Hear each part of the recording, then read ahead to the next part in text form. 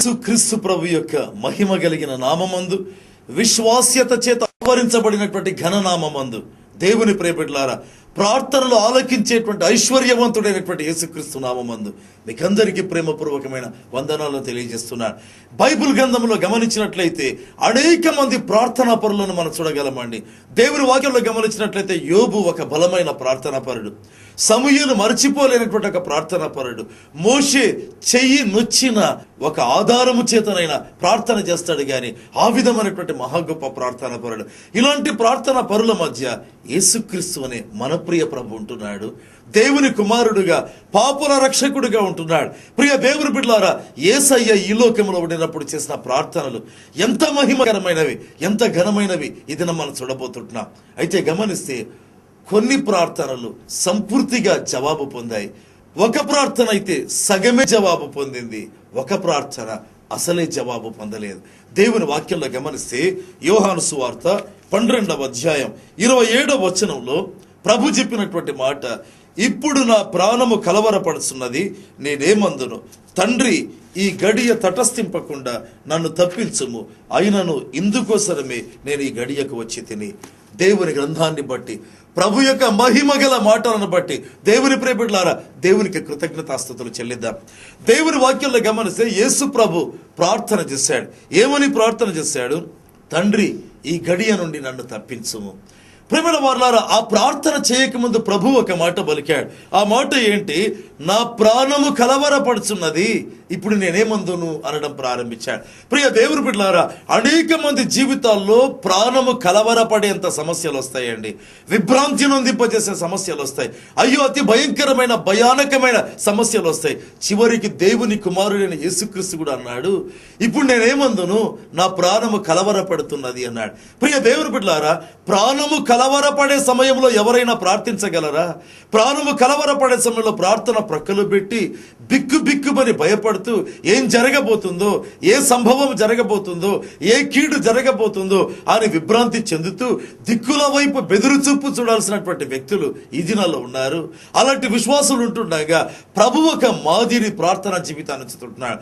నా ప్రాణము కలవరపడుతున్నది అంటున్నాడు. అయితే మరొక మాట అంటున్నాడు, తండ్రి అని ప్రార్థన చేస్తున్నాడు. ప్రియ దేవుని బిడ్డలారా, కలవర పెట్టే సమస్యలు రావచ్చు, అయితే ప్రార్థన చాలా ముఖ్యం. ప్రార్థన విడిచిపెట్టకూడదు. ప్రార్థన అనేటువంటి ఆయుధాన్ని పట్టుకోవాలి. అనేక సందర్భాల్లో దేవుని బిడ్డలు సమస్యలుంటే ప్రార్థిస్తారు, సమస్యలు ముదిరితే ప్రార్థిస్తారు, సమస్యలు అత్యంత జటిలమైతే ఇక ప్రార్థన మానుకుంటారు.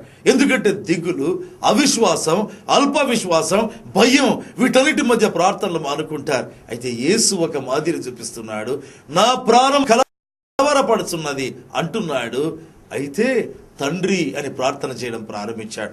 వాక్యంలో గమనిస్తే యాకోబు రాసిన పత్రిక 5వ అధ్యాయం 13వ వచనంలో భక్తుడైన యాకోబు ద్వారా పరిశుద్ధాత్మ దేవుడు బయలుపరిచాడు, మీలో ఎవరికైనా శ్రమ కలిగినా అతడు ప్రార్థన చేయవలెను. ఎవరికైనా శ్రమ కలిగిందా, ప్రార్థన మానమని కాదు, ప్రార్థన విడిచిపెట్టమని కాదు, ప్రార్థన ఇక ఎందుకని కాదు. ఆ శ్రమ వస్తే మనం ఏం చేయాలంట?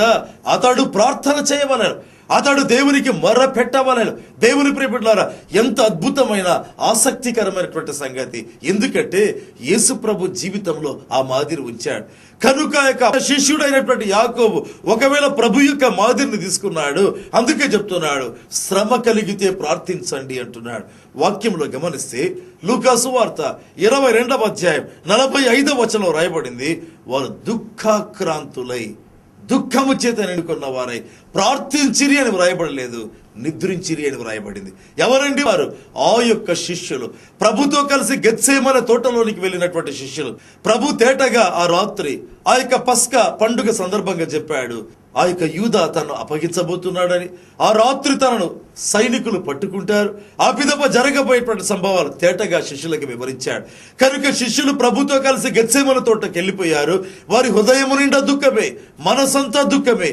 ఎంత దుఃఖం అంటే ఆ దుఃఖము చేత నింపబడి ప్రార్థించలేదు, అయితే దుఃఖము చేత నింపబడి నిద్రించారు. దేవుని వాక్యంలో రాయబడింది. ప్రియ దేవుని బిడ్డలారా, అనేక సందర్భాల్లో విశ్వాసులమైనటువంటి మన జీవితాల్లో దుఃఖము చేత చాలా నింపబడి ప్రార్థన అయినా మానుకుంటాం.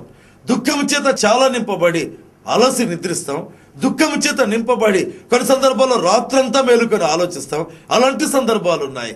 ఒకవేళ శిష్యులు ఆ రాత్రి ప్రభుతో కలిసి ఆ గెత్సేమనే తోటలో యేసు ప్రభు యొక్క స్వేదం లేదా చెమట రక్తపు బిందువులాగా ఏ విధంగా పడిందో, ప్రభు యొక్క శిష్యులుగా వారి యొక్క చెమట కూడా రక్త బిందువులాగా పడే ప్రార్థన చేసి ఉంటే ఆ సమయంలో వారు పరిగెత్తేవారే కాదేమో.